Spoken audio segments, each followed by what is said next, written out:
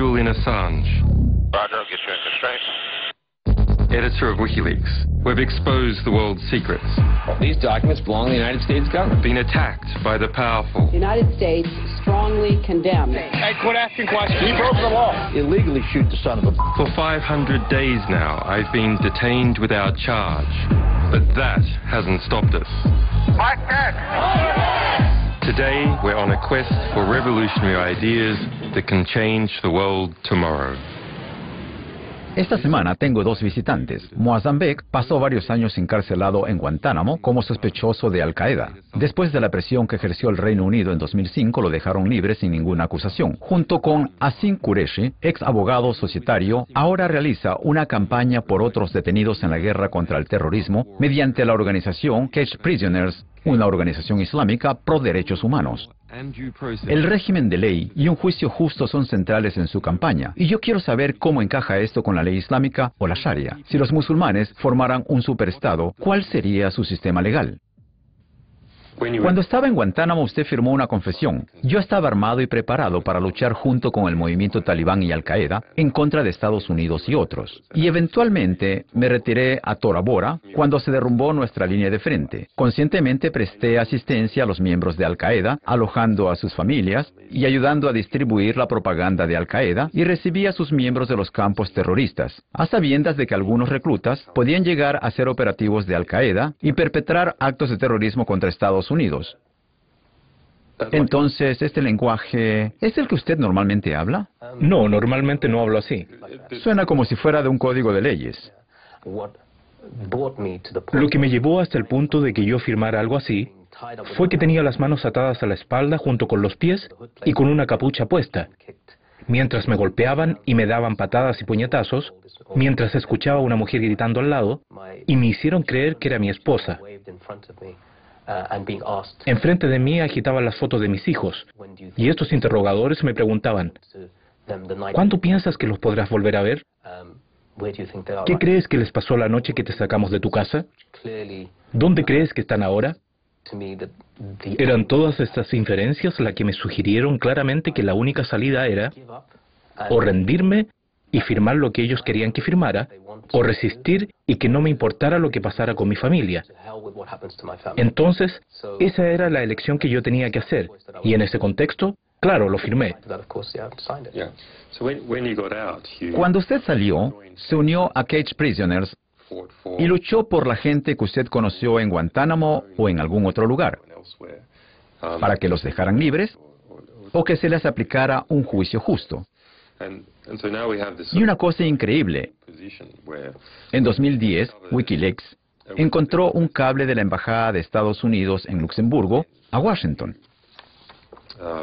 Dice que usted estuvo en Luxemburgo haciendo una campaña para que Luxemburgo sacara a los detenidos de Guantánamo. El señor Beck está haciendo nuestro trabajo por nosotros. Es irónico que después de 4 años de encarcelamiento y presuntas torturas, Mozambique esté tratando de hacer llegar al gobierno de Luxemburgo el mismo mensaje que nosotros. Por favor, consideren la posibilidad de aceptar el reasentamiento de los detenidos de Guantánamo.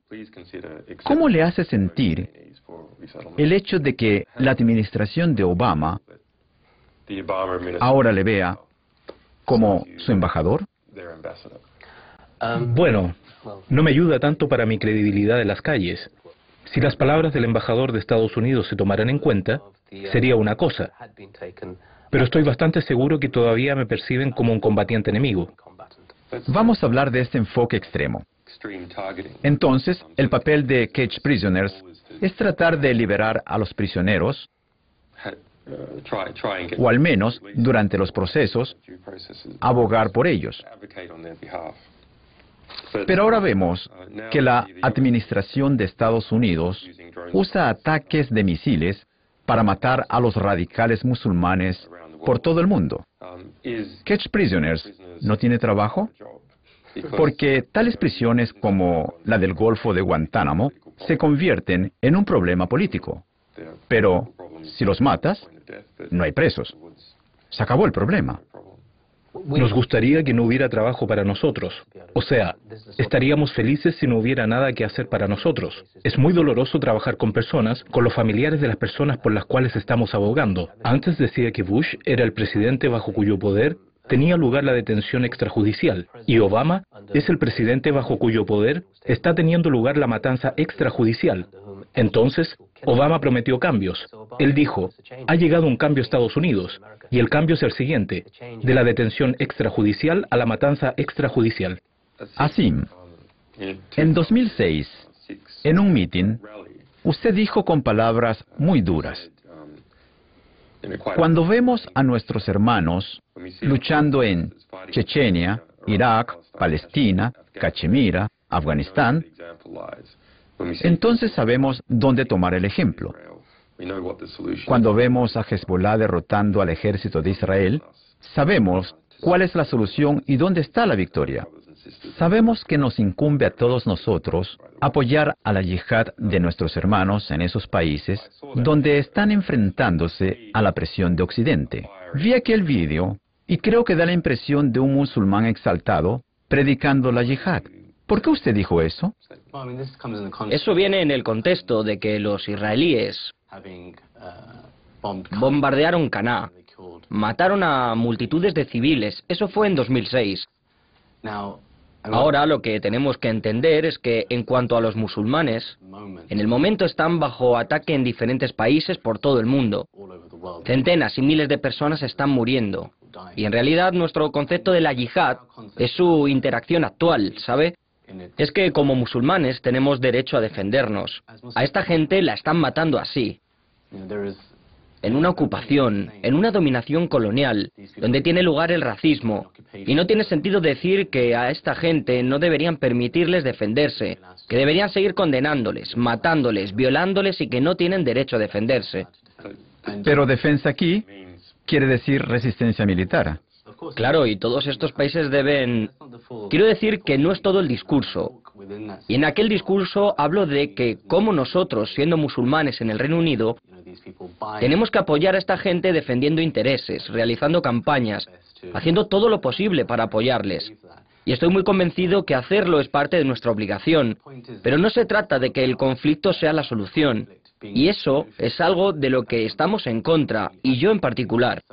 No creo que la violencia sea la solución. El diálogo es la única solución. Sin embargo, al mismo tiempo creo que cada uno tiene el derecho de defenderse. Pero en cuanto a esta defensa, Chechenia, como ejemplo, este ataque a la escuela en Beslan, Claro. donde más de 300 personas murieron. Quiero decir, en Chechenia hay problemas militares. Claro, Problemas para la población rusa. Pero ellos dirían, los terroristas chechenos que estaban defendiendo a Chechenia de esa manera, ¿es este tipo de defensa la que usted acepta? No es que esté realmente de acuerdo conmigo mismo. No creo que sea el modo correcto, según el Islam, de hacer las cosas. No vivo en esas circunstancias. No puedo hacer declaraciones islámicas desde el punto de vista jurídico sobre ninguna cosa, porque no soy un erudito musulmán. O sea, tengo desacuerdos con cómo Al-Qaeda usa sus técnicas por el mundo. No creo que sea productivo en cuanto a la meta que quieren lograr. Pero al mismo tiempo, el concepto general, y eso es de lo que estaba hablando en aquel discurso, es que la gente tiene derecho a defenderse. No tienen que negarles este derecho tan solo porque Estados Unidos cree que tiene toda la autoridad moral en el mundo. Este es mi punto de vista. Tengo una cosa interesante que decir sobre la yihad, simplemente porque es un término que se usa de forma tan abusiva y la gente no entiende lo que realmente es. Nosotros apoyamos a la yihad, vamos a admitirlo. El gobierno británico reunió a luchadores muyahidines en los años 70 y 80 y los entrenaron Fuerzas Aéreas Especiales Británicas en Snowdonia. Gran Bretaña apoyó a la yihad otra vez, tan solo unos meses atrás, cuando apoyaron a los luchadores muyahidines, los que se llamaban muyahidines en Libia en contra de Gaddafi. Entonces, tienes este juego de palabras en los medios de comunicación. Bueno, la yihad es mala, menos cuando decimos que no lo es. Y es una cosa que nosotros, como Cage Prisoners, como una organización musulmana, quisiéramos explicar a la gente que los políticos y los medios les engañan cuando usan este término.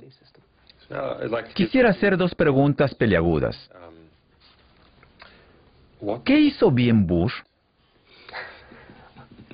Él probablemente diría que no hubo ataques terroristas de gran significado en el territorio de Estados Unidos después de 2001.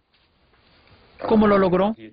Si argumentara a su favor, diría que lo logró con todo tipo de vigilancia, aterrorizando a la gente, absolutamente aterrorizando a la gente con Guantánamo, detenciones sin juicio, ejecución arbitraria, etc. Creo que no puedo contestar a su pregunta de qué hizo Bush correcto. No sé si hizo algo correcto en cuanto a la guerra contra el terrorismo. Hubo un Bush previo a eso. Y es interesante que hay un tipo de eruditos de Al-Qaeda en Arabia Saudita que realmente dirían sobre Bush: nos alegramos cuando llegaste al poder.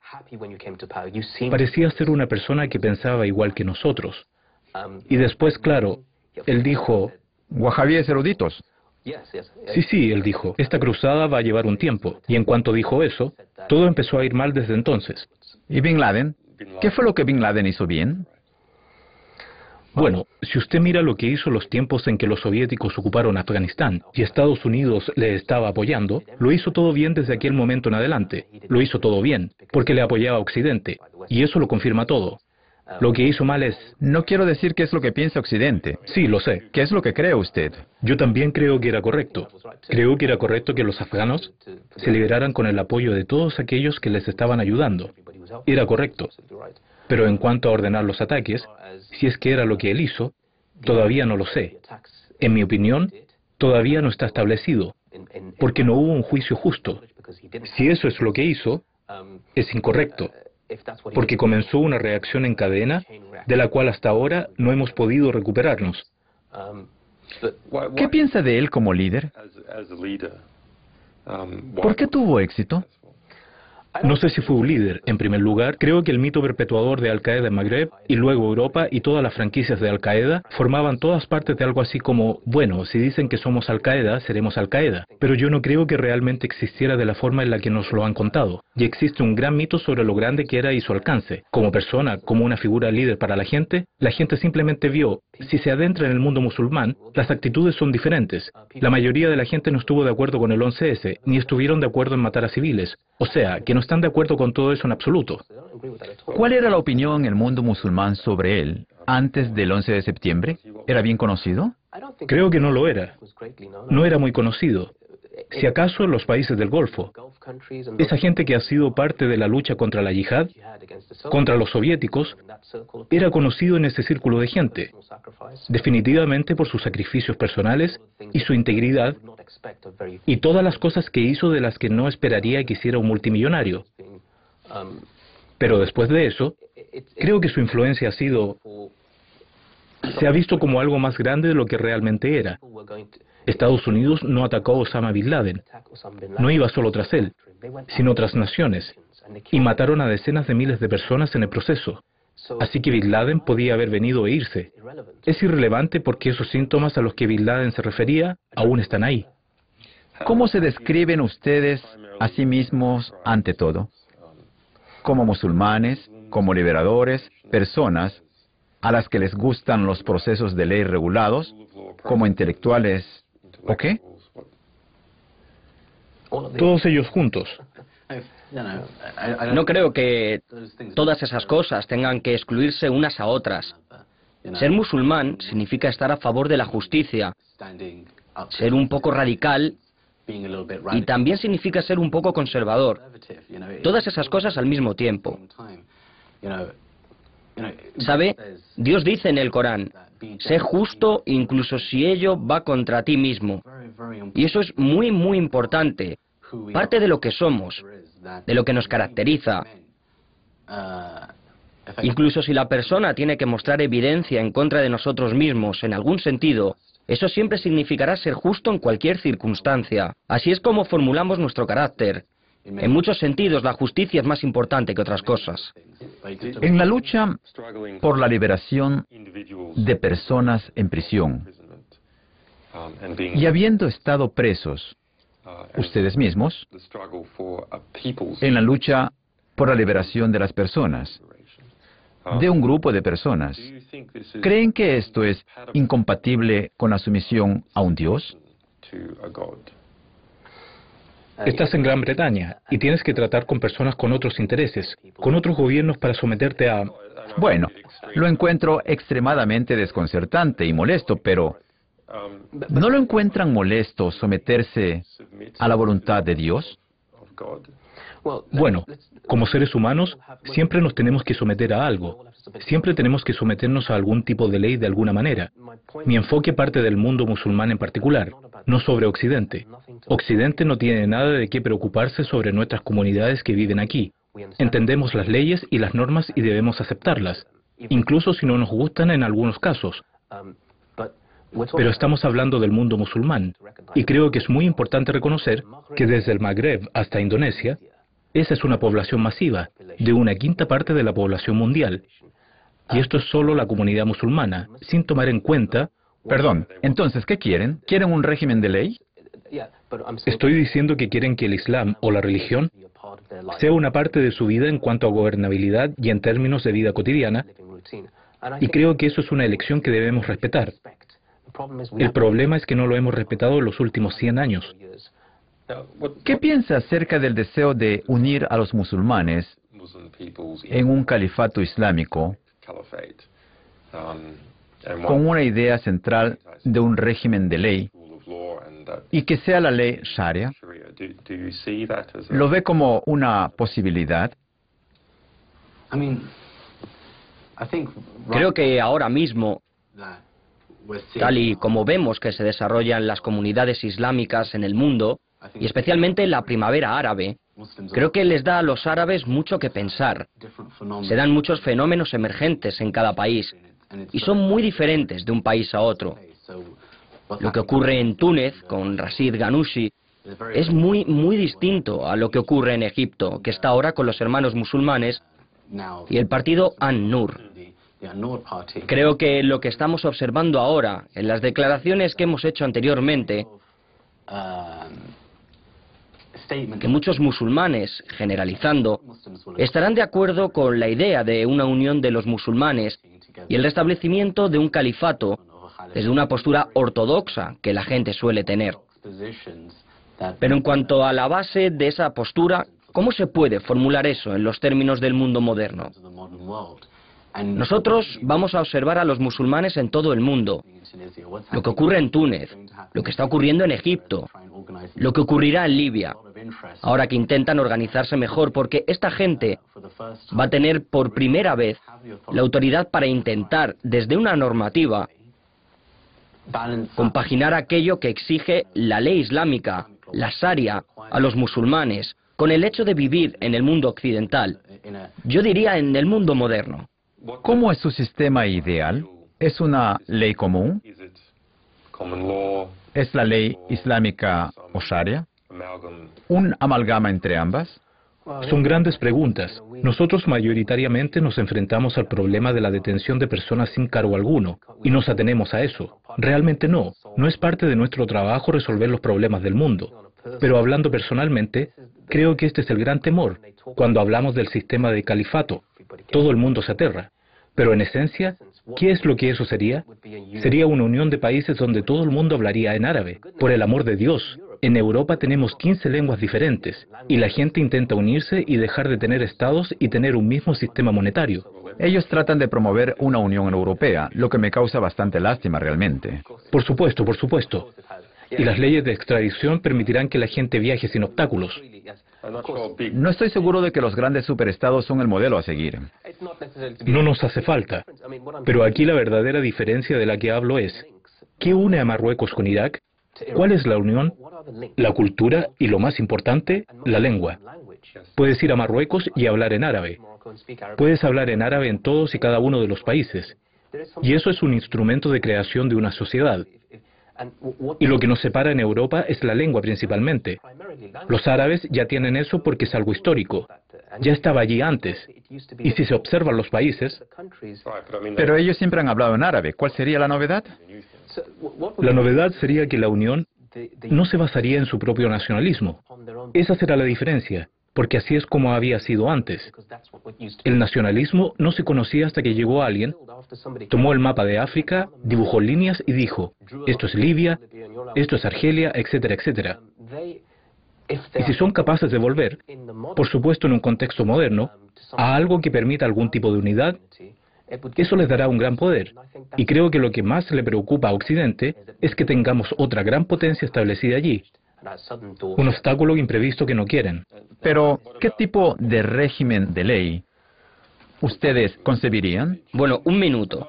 No estoy diciendo que sea práctico llevarlo a cabo ahora. Quiero decir, si fueran Alá por un día, ¿qué harían? Bueno, nunca usamos esos términos de referencia. Pero el Islam es un sistema normativo legal, como cualquier otro, establecido por la jurisprudencia, como cualquier otro sistema normativo legal del mundo. Y por lo tanto, hay unas leyes que debemos seguir. En muchos aspectos, a menudo se oyen quejas acerca de cómo los islamistas ejecutan la ley Sharia, porque va totalmente en contra de lo que la ley, de lo que el sistema legal en sí dicta. Por ejemplo, si tenemos en cuenta el tema de la lapidación por adulterio, los requisitos de pruebas estándar son 4 testigos presenciales del acto sexual en el momento en que tiene lugar. Desde una perspectiva de evidencia, es casi imposible de establecer algo así, a menos que se trate de algún tipo de fiestecita de tipo perverso. Es muy difícil establecer ese criterio, por lo que debes... ¿Y se espera que les castiguen con la lapidación hasta la muerte? Sí. El hecho de que el castigo se lleve a cabo quiere decir que efectivamente se está abusando de la ley en algún punto, porque es imposible establecer ese criterio estándar probatorio. ¿Estaría de acuerdo con esa lapidación hasta la muerte? Bueno, la cuestión es que esto nunca se había previsto. ¿Pero usted estaría de acuerdo? Yo estoy de acuerdo con el concepto islámico de cómo practicamos los castigos, hablando en general de lo que son, sean o no aplicables. Solo digo que esto es importante.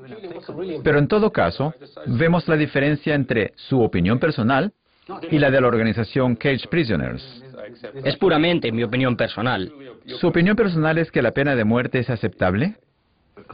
Desde la perspectiva islámica es aceptable mientras los elementos del proceso del adulterio están presentes. Entonces es aceptable.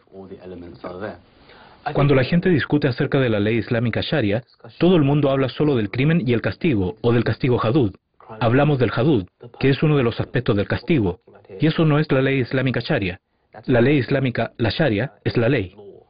Sí, es un proceso legislativo en toda regla. Sí, tiene razón. Es lo que quiero saber. Ninguno de nosotros tiene la capacidad necesaria para hablar sobre el tema de la manera de vida, respecto al establecimiento del Estado y a la formulación de las reglas.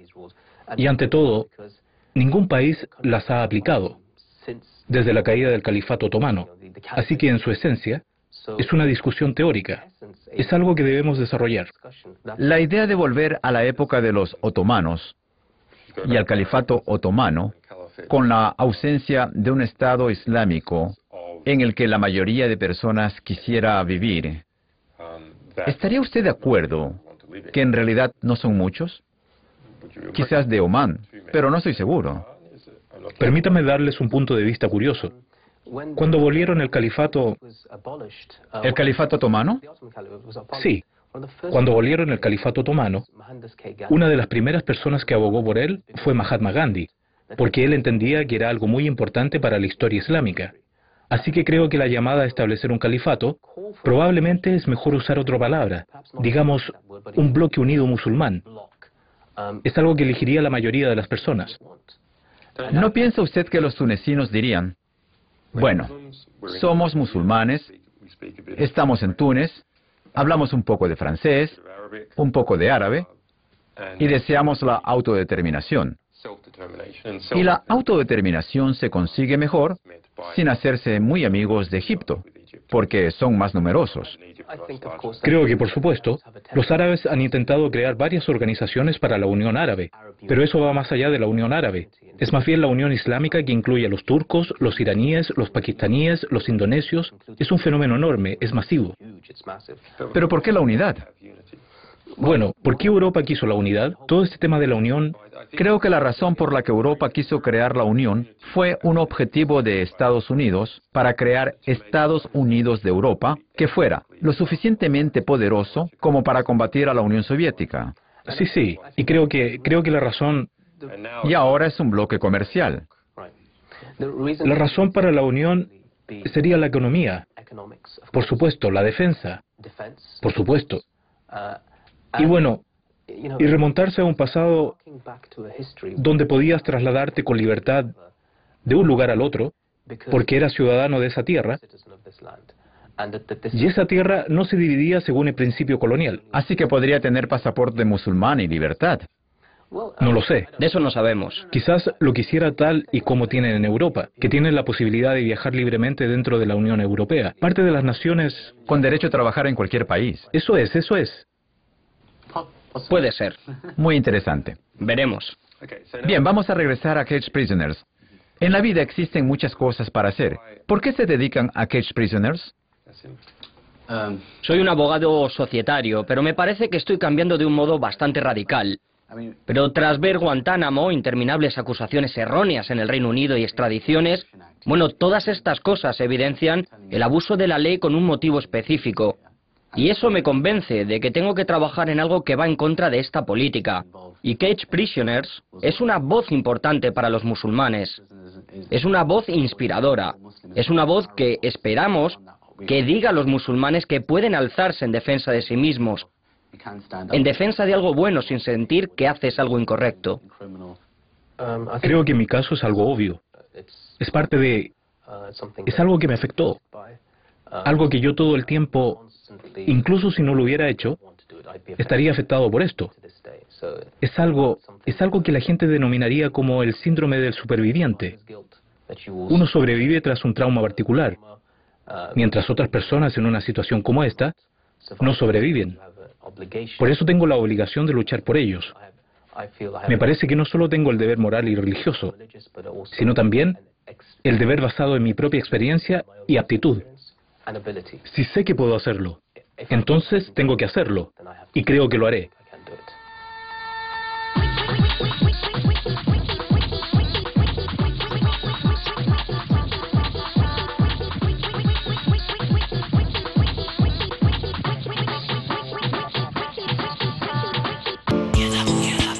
Para comunicarse con la producción de Diálogo Integral, escríbanos a la dirección que aparece en pantalla.